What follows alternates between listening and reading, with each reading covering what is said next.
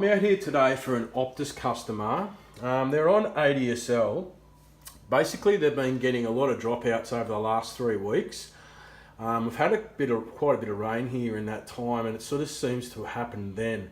She spoke to Optus. Optus said that they've run tests and they've sent somebody to come out and fix a fault that was originally outside. But the problem still is occurring where they're getting dropouts on this line. Now, Optus said to them that it was an internal cabling issue and they'll need to get the internal cabling checked and fixed.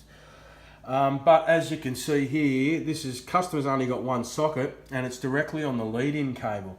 So that lead-in cable there is a network cable, and that is still the responsibility of Telstra. So anything to enter that, they still need to be responsible for. So at the present point in time, we've still got sync, nothing's dropped out here. But I'm getting 12, let me just go back, physical test.